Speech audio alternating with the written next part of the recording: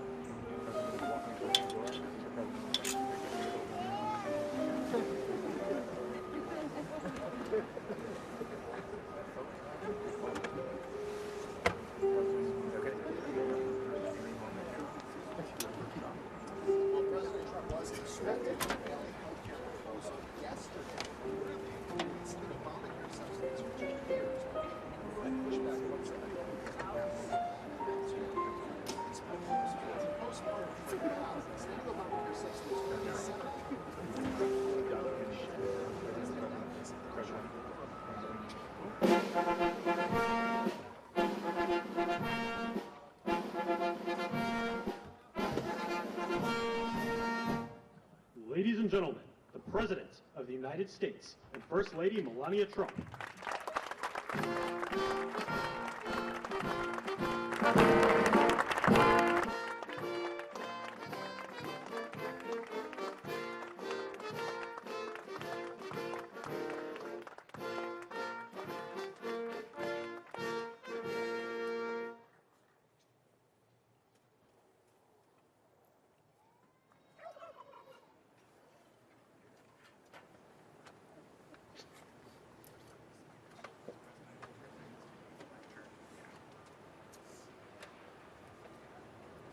Thank you very much, and I hope you like our new beautiful patio with matching stone to the White House. If this were grass today, you'd be sinking into the mud like they've done for many years, and you would be very unhappy. Please, thank you very much. This was a big day. It's a pardon day. for a very important beast. On behalf of the First Lady and the entire Trump family, I want to wish all Americans a very, very happy Thanksgiving. It's a great time of the year, and our country is doing really well, economically, like we've never done before. Today, we continue a time-honored American tradition. Well, that's a well-trained turkey. See how happy he is? In a few moments, I will grant a full, absolute, and unconditional presidential pardon to two handsome Thanksgiving turkeys, and this is their lucky day. This is a lucky day for them. But before going any further, I want to make an important announcement, because you remember last year, after a thorough and very rigorous investigation by Pam Bondi and all of the people at Department of Justice, the FBI, the CIA, the White House Counsel's Office, and the Department of Everything. We have a Department of Everything. You know what that is? I think that's called the White House. Into a terrible situation caused by a man named Sleepy Joe Biden. He used an auto pen last year for the turkey's pardon. So I have the official duty to determine, and I have determined that last year's turkey pardons are totally invalid, as are the pardons of about every other person that was pardoned other than, where's Hunter? No, Hunter's was good. That was the one pardon, Pam, that was good, right? The rest of them are all invalid. I don't know what the hell you're going to do about that, but that's, now we're going to take a little of the joking. That is a mess. But they're hereby null and void. The turkeys known as Peach and Blossom last year have been located, and they were on their way to be processed, in other words, to be killed. But I have stopped that journey, and I am officially pardoning them, and they will not be served for Thanksgiving dinner. We saved them in the nick of time. This one has plenty of time, but they were saved in the nick of time. We're thrilled to be joined today by Vice President J.D. Vance, Second Lady Usha Vance, their daughter Mirabelle, and along with Attorney General Pam Bondi, Secretaries Marco Rubio, Scott Bessent, Pete Hegseth, Brooke Rollins, Howard Lutnick, Linda McMahon, Scott Turner, Administrator Lee Zeldin, who's done a great job. A nuclear power plant gets approved in less than a week, okay? I'm only kidding, but pretty close to that. And we have more. Where is Lee? Stand up, Lee. One of my great superstars. Thank you. It used to take 20 years before you got rejected when you put in an application. Now we're doing them in a matter of weeks, right? And that's why we have the biggest plants anywhere in the world. We're leading in everything. Our auto plants are pouring back into our country. Wait till you see the jobs coming with them. But many of them are under construction, but Lee's done a great job in getting those approvals. I appreciate it very much. FBI Director Kash Patel, who's been very busy doing a great job. Also, thank you, Kash. Along with members of, see, you got a following, Kash. Along with members of Congress, and in particular, I want to mention Jason Smith and David Rozier. Where are those two guys? Come on, stand up, fellas. What good people. Jason knows more about the tax code than any living human being. He knows so much, we don't even want to hear about it, right? Too complicated. We're going to make it a simpler code. But we did in the great big beautiful bill. It was just passed. Your imprints all over that, and it's amazing. The biggest tax cuts in the history of our country for middle-income people. The biggest tax cuts in the history of our country for middle-income people. And the biggest jobs bill ever passed, and nobody thought we could get that one done. I'm glad. We actually put 4 years, actually probably 8 or 10 years, but we put 4 years worth of material into one great, big, beautiful bill. So that worked out very well, and I want to thank everybody for working on it. JD, that was a great, well, you know, we were going to do it in small bills. We're going to have 18 bills and do it along the process. I'm glad, Scott, that we got it done. Because dealing with these Democrats, I think that was our one shot. But we have it all in one great, big, beautiful bill. Thanks as well to the chairman of the National Turkey Federation and the CEO of Butterball. That's a big deal. Jay Jandren. Where's Jay? Thank you. Stand up, Jay. Thank you very much. Along with his wife Leslie and their 3 children, as well as the farmer who raised these 2 magnificent birds, Travis Pittman and Wayne County, North Carolina. I won Wayne County by a lot. That means you had to vote for Trump, I think. I won by 92%. I like Wayne County. They're doing all right, right? And this is like a record-setting turkey that's going to be saved. The turkeys being pardoned today go by the names of Gobble and Waddle. When I first saw their pictures, I thought we should send them, well, I shouldn't say this. I was going to call them Chuck and Nancy. But then I realized I wouldn't be pardoning them. I would never pardon those 2 people. I wouldn't pardon them. I wouldn't care what Melania told me. Darling, I think it would be a nice thing to do. I won't do it, darling. These are 2 of the largest turkeys ever presented to an American president, over 50 pounds each. It's the largest we've ever had. And those are big turkeys. Are they as good as the normal-sized turkey? Better or as good? Do they tend to be a little fatty, maybe? No, he said no. He knows the turkey business. Anyway, despite their size, Secretary Kennedy has formally certified that these are the first ever Maha turkeys. I don't know if I agree with that. These are Maha. In other words, they could be fat, but they're still Maha. They've been fattened on a steady diet of grass, beef, to allow the smoothies and all of the other things that they've been eating for this occasion. This was a really big occasion. But they've eaten every fattening food that you can eat. We wanted to really make them special, and they really are. They're like record-setting. I've never seen a turkey that big before. Are they violent at all? Will they attack as I walk over? Because if they were, I'll stay right up here. But as you know, we're a tough-on-crime administration. We are tough on crime. You know, our border had 0 people coming in for the last 7 months, right? 0. I mean, even I find that hard to believe. They had millions and millions of people pour into our border from prisons, from mental institutions, gang members, drug dealers. They poured in to our country like we were stupid people. We're not stupid people anymore. But nobody's ever seen anything. The job that they've done on the Tom Homan, Kristi Noem, the whole group, the job they've done on the border is almost like a miracle. We have, and the people that make these statistics that said 0, they've said 0 for the last 7 months. I can't, it has to be like a few people got in, but they say 0. And they're radical left Democrats to do the scoring. So I can't imagine they did that for us. The truth is, we have no people coming into our country illegally. It's an amazing statistic, and I'm very proud of it. And we have the most people working in the United States today, by far, than we ever had in the history of our country. So those are all good numbers. But instead of pardons, some of my more enthusiastic staffers were already drafting the paperwork to ship Gobble and Waddle straight to the terrorist confinement center in El Salvador. And even those birds don't want to be there. You know what I mean? It was a tough. I'd like to thank the president of that country. They do a rather efficient job.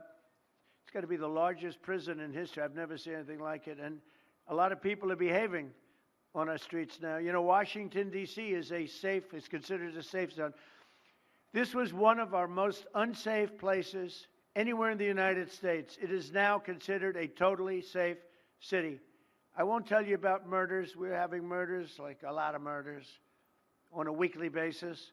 We haven't had a murder in 6 months. And it doesn't sound good even to say that. We haven't had a murder in 6 months. But when you are averaging 1 and even sometimes 2 a week, and you haven't had 1 in 6 months, you can walk with your family down the middle of any street, go to a restaurant, you won't get in. They're opening new restaurants all over, and it's really been a beautiful thing to see. So Washington, D.C. is now a totally safe city, and a year ago it was a criminal mess. We removed, Pam, 1,700 people, career criminals, and people that came to this city from Venezuela and many other places. They were let out of prisons, and they came here. They were Tren de Aragua, a lot of Tren de Aragua, that's from Venezuela. And we got them all the hell out of our country, or they're in prisons now. and you can walk down any street in Washington and you're going to be just fine. And I want to thank the National Guard. I want to thank Pete Hegseth. The job you've done here is incredible. And I hear you having the same kind of success in Memphis, Tennessee, where you had an even worse situation. And Memphis crime is down 64% in 3 weeks. And by the time you have 4 or 5 weeks, you're going to have it down almost where there won't be crime. And we could do that in Chicago, by the way, if they would let us. If the mayor, who's a low IQ person, but he should understand this, this is a very serious thing. You saw all the crime that took place last night, the night before. The woman with the burning, they burned the woman. To be talking about that now, they burned this beautiful woman riding in a train. A man was arrested 72 times.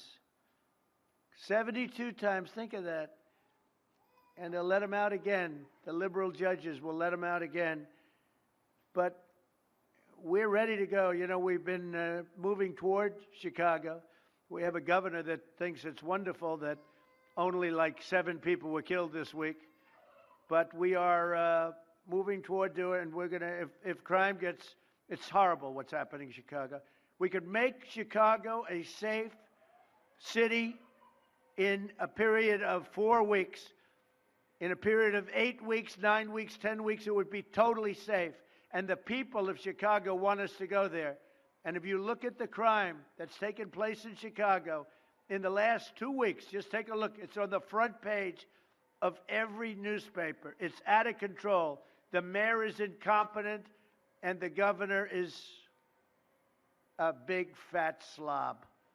He ought to invite us in, say, please make Chicago safe. We're going to lose a great city if we don't do it quickly. Make Chicago, we'll do the same thing as we did in D.C., the same thing as we did everywhere we've gone.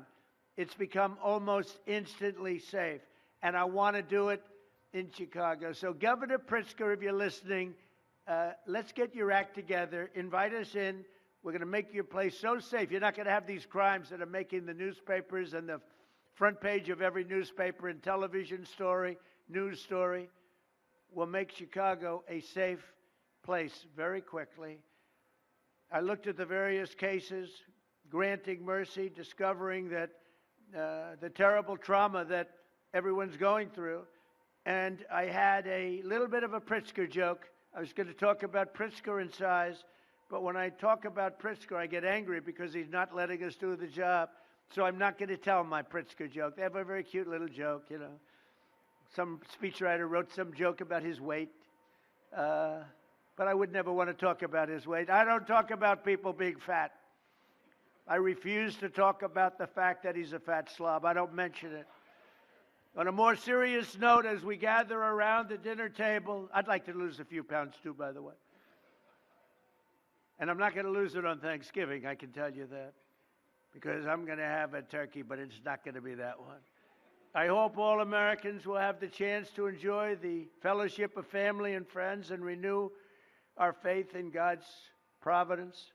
1 year ago, we were a dead country 1 year ago. The King of Saudi Arabia said it to me. He said it to me actually 4 months ago when I was in Saudi Arabia, Qatar, UAE. He said, you know, 1 year ago, the United States was a dead country, and now you've got the hottest country anywhere in the world that do. We're the hottest country. We have $18 trillion being invested. As of now, we're not even close to being 1 year. The most ever was $2 trillion for a certain country I won't name when during the last administration. In 4 years, they had less than $1 trillion being invested in the country. In 9 months, we have over $18 trillion. It's a number that nobody has ever even thought possible. And that's in building plants and building so many things, investments in our country. Nobody's ever seen anything like it. But we have more people working. We have more people praying. The churches are coming back. I don't know if you've been reading that story, but religion is coming back to America. Some people say, oh, why would you mention that? To me, that's a big deal. And this Thanksgiving, we're also making incredible strides to make America affordable again. Walmart announced that the cost of their standard Thanksgiving meal is 25% lower than just 1 year ago. That's a big deal. According to the USDA, the price of Thanksgiving turkey is down 33% from its Biden era highs. Potatoes are down 13%. Ham is down 15% compared to last Thanksgiving. So we are down to a level that we haven't seen in a long time. Egg prices are down 86% since March, and gasoline will soon be hovering around $2 a gallon. Under our leadership, we passed the largest tax cuts in history, the largest spending cuts in history, the largest regulation cuts in history, and we have fully secured our southern border. I've also ended 8 wars in 9 months, and we're working on that final war. It's not easy, but I don't know. I think we're going to get there. 25,000 soldiers, Ukraine, Russia. In the last month, 25,000 soldiers have died. So I think we're getting very close to a deal. We'll find out. I thought that one would have been gone quicker. We did 8. I thought that would have been an easier one, but I think we're making progress. In less than 1 year, we've accomplished more than most other administrations have accomplished in 8 years. And this is a very special Thanksgiving. We thank God for his many blessings and the great success that this country has seen in the short period of time. We draw strength from the love of family and friends, and we express our undying gratitude for the men and the women of the United States Armed Forces. We love them. We pray that peace and prosperity will continue to bless our land, and together we'll really just keep this great drive going to make America great again. MAGA, I think it's the greatest expression in the history of politics. Make America great again. So once again, Melania, thank you for doing such a great job and being such a great First Lady. And now let's go and give Waddle. Waddle, by the way, is missing in action, but that's okay. We'll pretend Waddle is here. The gift that they've been waiting for. And I'll move over and I will just say very nicely, Gobble your pardon. Come on, let's say it in front of Gobble. Thank you very much, everybody.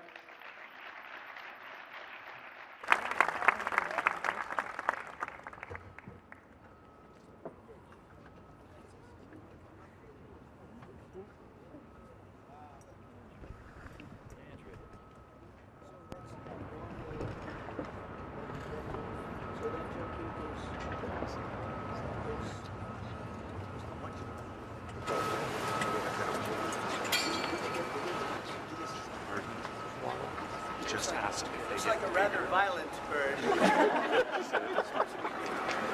Are you ready? Gobble. I just want to tell you this very important. You are hereby unconditionally partner. Praise the Lord.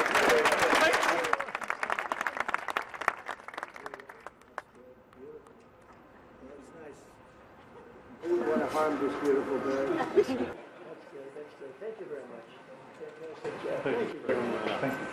Thank you very much, everybody.